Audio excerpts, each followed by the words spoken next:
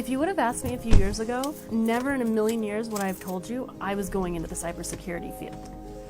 I think when we all close our eyes and picture a cybersecurity professional, we probably have the same image in our minds. You've got the 20-year-old with glasses, probably unshaven, maybe even one of those Star Wars toys on his desk and an energy drink in his hand.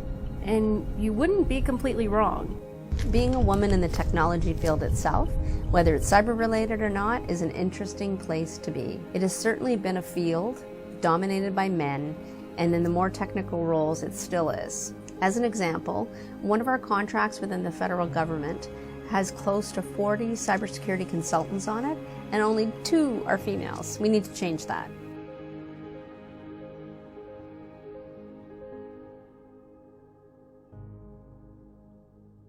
Like most women and girls, when I was younger, I felt like the cybersecurity field just wasn't for women. It's an industry that mostly men were interested in, but I had a life-changing experience that opened my eyes. I was hacked, and I lost everything.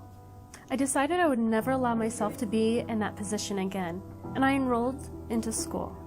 I do work with some amazing women, both on the client and consultant side, so I do see things evolving, albeit slowly. There is less of a gender stereotype, as there is just a lack of women pursuing these roles. All that said, I am very encouraged because I see an increase in women in leadership roles within cybersecurity. And you can't escape gender bias, it still exists. There's an assumption that if you're attending a meeting with an entirely male group of customers or consultants, that you'll take notes or that you'll book the next meeting or automatically defer to any of the more administrative tasks that may need to be done. We need to change that. It's up to us as well. My name is Anupam Kakar. I am a cybersecurity professional. I've always respected my female colleagues. They bring a perspective to cybersecurity that men like me just don't seem to consider. We must both value equality and actively work to accomplish this. If we don't, we'll never see real change. And I think the first step for all of us to make is acknowledging the social privilege we have just for being men. Beyond my classmates, I'm also a parent. I have 2 daughters.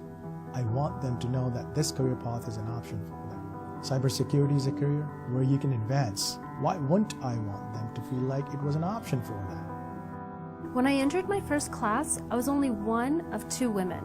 It was definitely intimidating and a little discouraging, to be honest.